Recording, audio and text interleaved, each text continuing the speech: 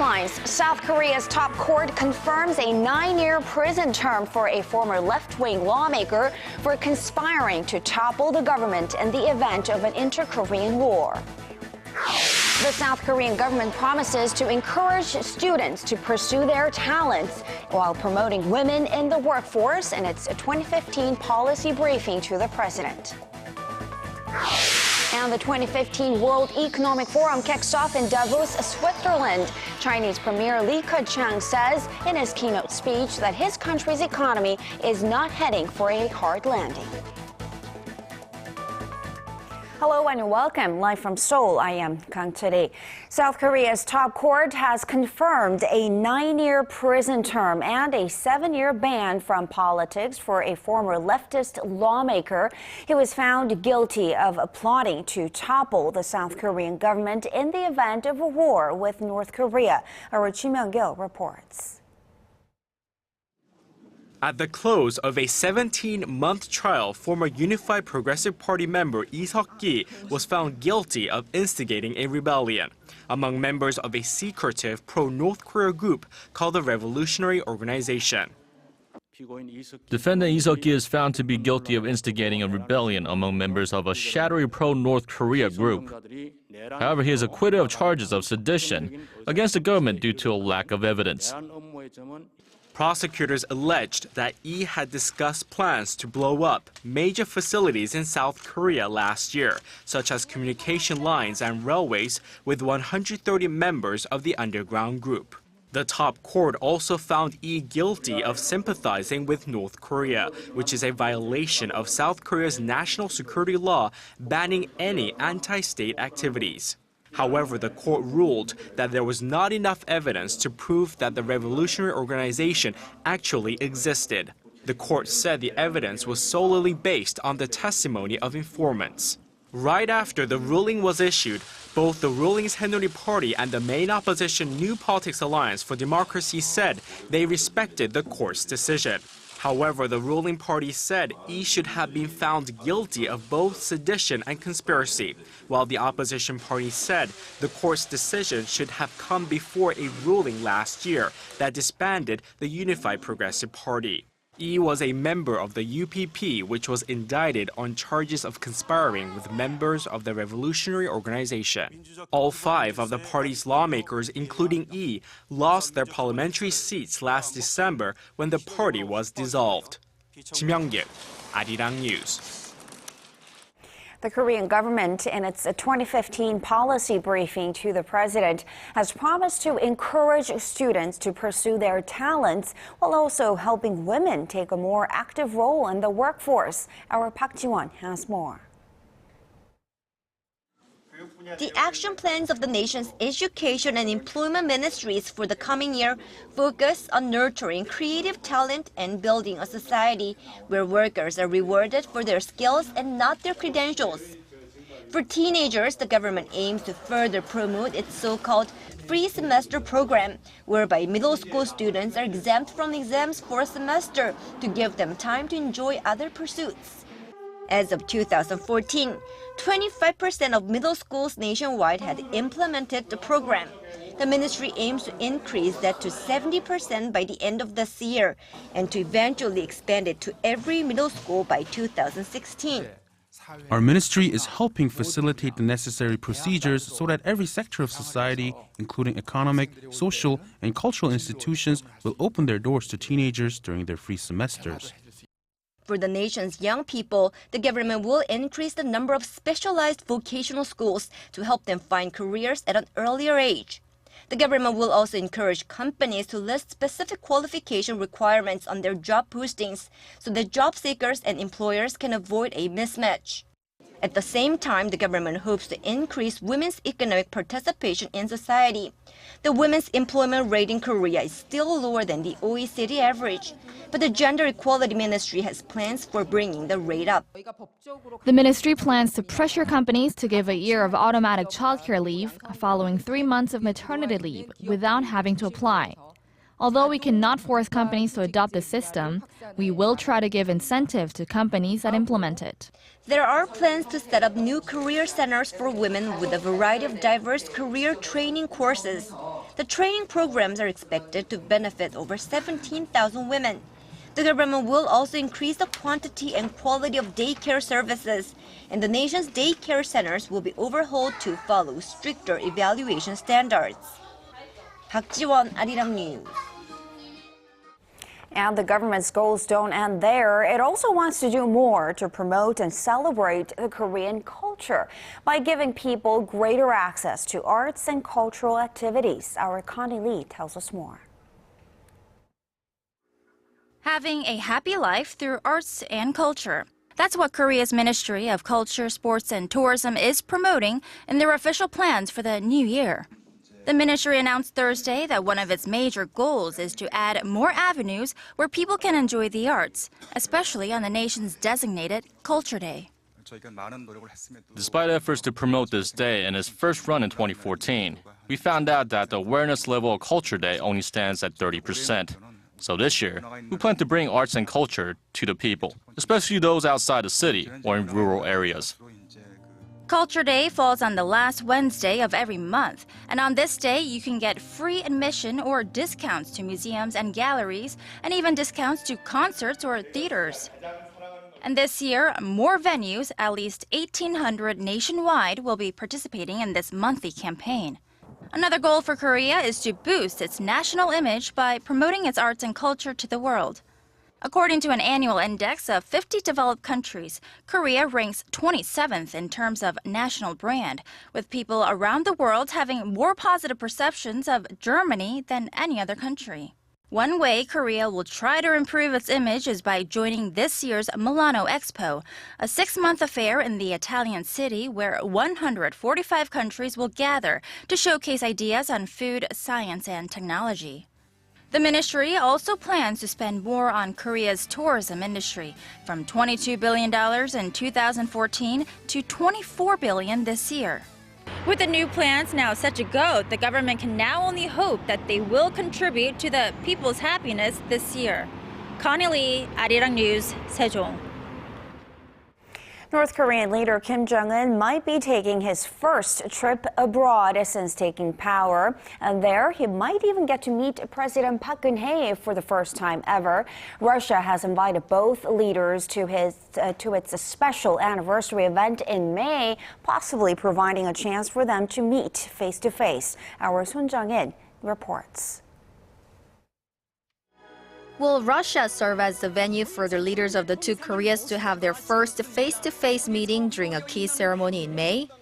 The question arose after the North's leader Kim Jong-un gave a positive response to Russia's invitation to its World War II Victory Day ceremony, marking the 70th anniversary of its victory over Nazi Germany.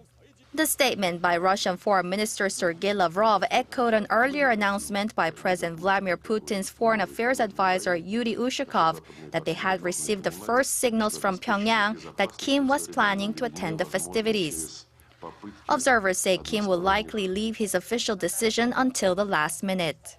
As for South Korean President Park Geun-hye, who has also been invited, the presidential office of Cheongwade says it's still looking into whether she will take up Russia's invitation and stressed nothing has been decided yet. Watchers say that if the two Korean leaders both attend the ceremony, they could potentially exchange words for the first time. Moscow has invited many global leaders to the celebrations. So far, around 20 heads of state, including Chinese President Xi Jinping, have reportedly confirmed their attendance. At the 60th anniversary in 2005, then South Korean President Roh Moo-hyun attended the ceremony along with leaders from more than 50 countries, including the US, China, and Japan. But then North Korean leader Kim Jong-il was a no-show. If Kim Jong-un goes, it will be his first overseas trip since coming to power in 2011. It would also mark the first time a North Korean leader has chosen to go to another country before China. Son Jung-in, ARIRANG News.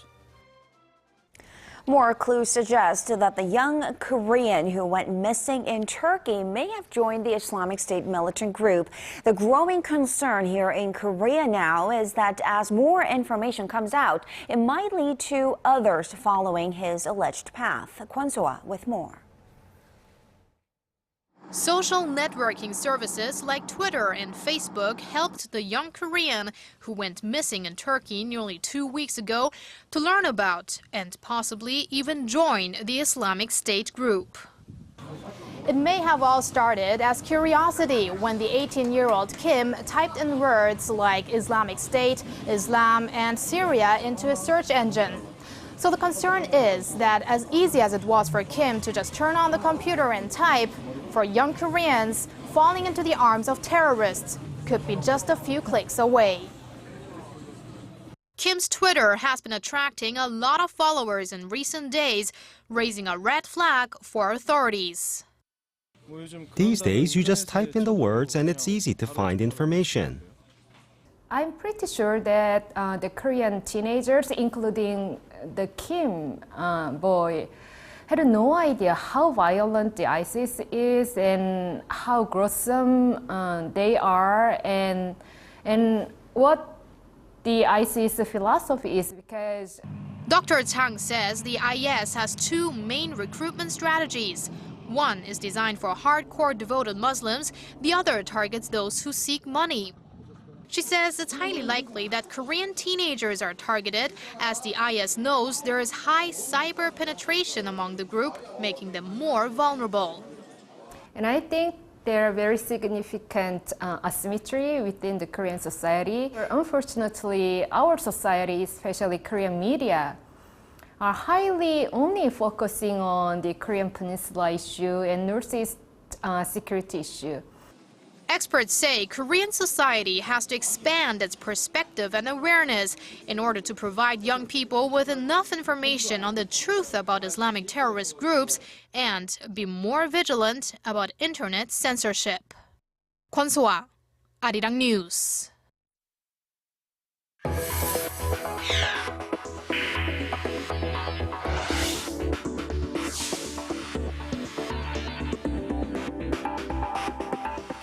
Samsung Electronics launched another low-end smartphone today as smartphones are becoming more commoditized and its revenues are falling due to fierce competition coming from names like Apple and Xiaomi. Our Kim Min-ji reports.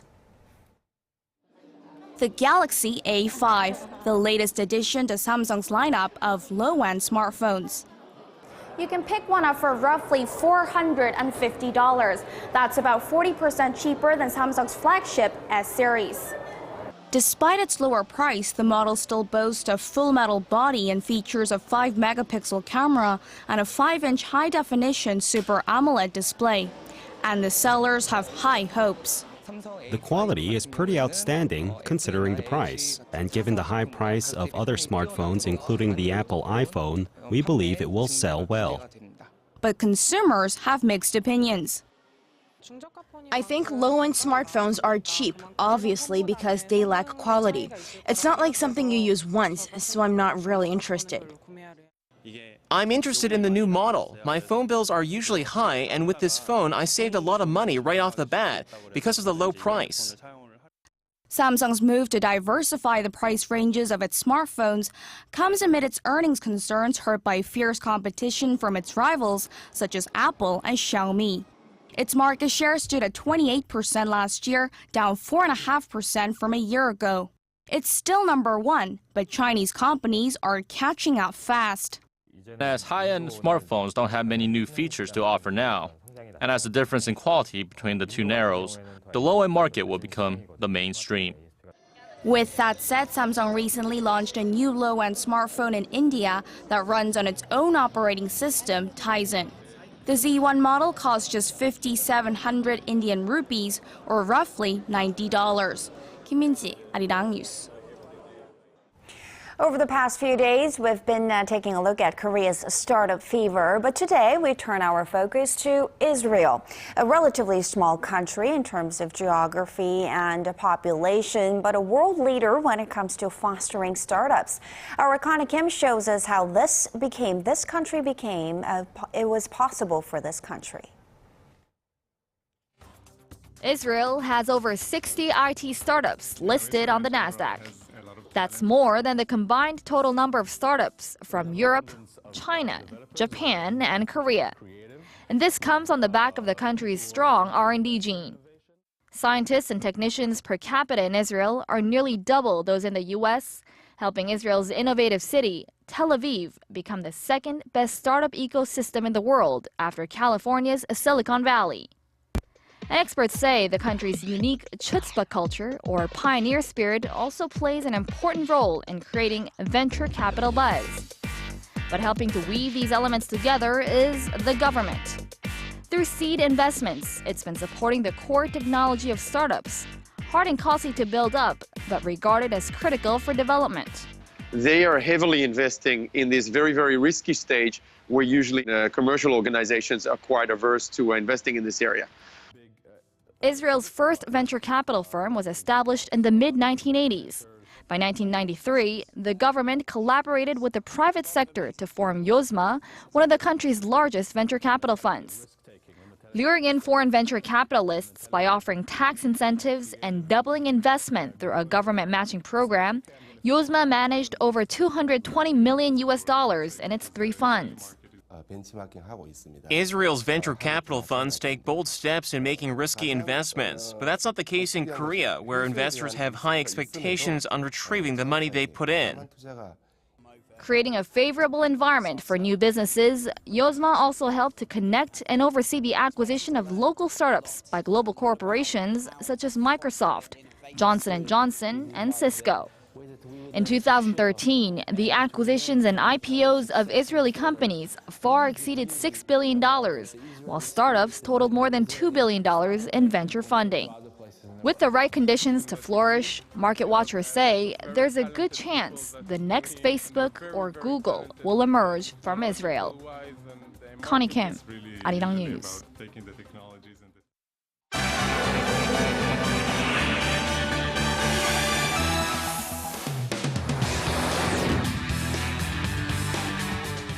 International leaders and businessmen have gathered in the Swiss city of Davos, kicking off this year's World Economic Forum, and Paul Lee is joining us.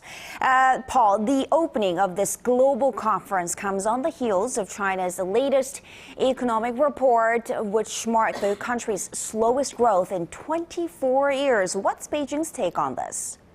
While marking the first Chinese leader to attend the Davos Forum in 5 years, Premier Li Keqiang said that his country's slowdown is nothing to worry about. On Wednesday, he downplayed fears of any regional or systemic financial crises affecting China. However, those concerns have been compounded as the IMF downgrades its outlook for the global economy. Our Song Ji-sun has the story. The downward pressure is there. But Beijing will aim for quality and continued growth in the long term. Those were the words of the Prime Minister of the world's fastest-growing economy after the economy failed to meet the government target for the first time. The Chinese economy logged a 7.4% growth rate in 2014, the lowest in 24 years. Seeking to assure global leaders that China will bring more opportunities to the world if it continues to grow at a medium to fast speed for the next couple of decades, Li reiterated that he will pursue a prudent monetary policy and a proactive fiscal policy. It must be noted that the moderation of the growth rate in China reflects a profound adjustment in the world economy, and it is also consistent with the law of economics. More importantly, we have made further progress on structural reforms. Needless to say, the Chinese economy will continue to face substantial downward pressure in 2015. As the world's second largest economy sought to assure investors, the world's largest economy is picking up pace. In a survey by PricewaterhouseCoopers conducted before the forum kicked off, CEOs attending the meeting indicated that the U.S. now seems a more attractive market than China by 38 to 34%. This marks the first time the U.S. has come out on top since the firm started conducting the poll 5 years ago. With the IMF having lowered its global growth outlook to 3.5% this year from an earlier forecast of 3.8%, deflation in the Eurozone, structural reforms, and income inequality will be among the major issues discussed at the Davos Forum this year. Song Ji-sun, ARIRANG News. Now, let's stay with the International Monetary Fund. A latest report from this fund shows that free-falling oil prices are expected to take a big bite out of economies across the Middle East and Central Asia this year. Now, global oil prices are hovering near six-year lows. How much is this going to impact these economies? Well, the damage is going to be significant. The IMF said Wednesday the nations in the Gulf Cooperation Council are expected to lose about $300 billion in oil export earnings, which represents about a fifth of their combined economy. The oil export-dependent countries, including Qatar, Iraq, Libya, and Saudi Arabia, will be the hardest hit by the more than 50% decline in petroleum prices over the past year. According to the IMF, nearly every oil exporting country in the region is forecast to run a fiscal deficit for 2015 because of this price shock. Our current expectation is that while there will indeed be some reduction in terms of government spending this year compared to what they were planning, this will be done in a measured way, and as a result, the impact of the lower oil price on overall economic activity and growth in these countries is going to be much smaller than the impact on their budgets or on their balance of payments. The IMF expects a surplus oil supply to keep putting downward pressure on prices amid the high production of U.S. shale crude and declining demand from Russia and China. Now let's turn to the latest on the Japanese hostage crisis. It's been 2 days since the Islamic State militant group released a video online threatening to take the lives of 2 Japanese nationals. The clock is ticking. What's changed since then? Well, the Japanese government has confirmed the identities of the 2 men shown captured in the IS propaganda video after consulting with the victims' families. Chief Cabinet Secretary Yoshihide Suga said all efforts were being made to save the hostages before the fast approaching deadline, but he did admit the situation was difficult and that Tokyo has not been able to establish contact with the Islamic militants. While it is indeed a difficult situation, we are doing everything possible to ensure the safety of the hostages. Japan will not cave into terrorism and will look towards continuing contributions in the efforts against terrorism with the international community. The statement comes as State Minister for Foreign Affairs Yasuhide Nakayama arrived in Jordan on this Thursday as part of efforts to reach a diplomatic solution to the crisis. Japan has reportedly now less than 20 hours to pay the $200 million ransom before the radical Islamist group falls through its threat to kill the 2 Japanese hostages. And finally, Paul, shifting back to Europe, the leader of Germany's anti-Islam movement has stepped down after several media outlets published a picture of him apparently dressed up as Hitler. Now, these images were reportedly lifted from his personal Facebook account now, but how has his far-right group responded to this? Well, amid public outrage, a spokesman from the group called Pegida tried to play down the photos as mere satire. But the damage from these so-called Hitler selfies has already been done to this movement and its founding member. The resignation of Lutz Bachmann came just ahead of a rally in support of an anti-Islamization of Europe campaign, which was attended by several thousand people in the city of Leipzig on Wednesday. Outnumbering the group, however, was a counter-demonstration made up of people calling for tolerance and acceptance. I just want to really show that Leipzig is a world-open city and that everyone is welcome here. It doesn't matter what the color of your skin is, what religion you have, or what sexual orientation. It's irrelevant. When you're here in Leipzig, then you're a Leipziger. That's our message. Bachmann also apologized for comments carried in print in which he refers to asylum seekers as animals and scumbags. German prosecutors have launched an investigation into the case to determine whether the remarks constitute as hate speech. Charity? All right, Paul, let's leave it there for now. Thank you so much for these stories, and we'll see you again in just about 2 hours.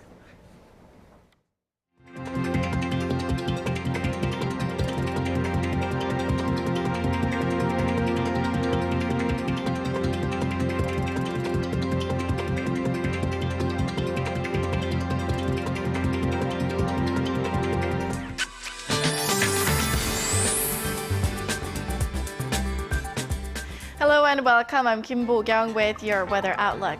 At the moment, heavy snowfall advisories are in effect for the mountains of Gangwon-do and Gyeongsangbuk-do province, where up to 5 centimeters of snowfall may fall through later tonight. And strong winds are continuing to blow along the southern coastline. Well, on a Friday, we may wake up to foggy conditions, so drivers on the roads should take caution. Other than that, temperatures are set to remain warmer than the seasonal average. The high here in the capital should reach 6, while Daegu and Gwangju hit 8. Moving on, Jeju should reach a high of 9, Dokdo 4, Mount Kumgang -4. That's all the updates I have for you now, but more coming up after 10. See you then. And that will do it for this edition of ARIRANG News. Thanks for watching.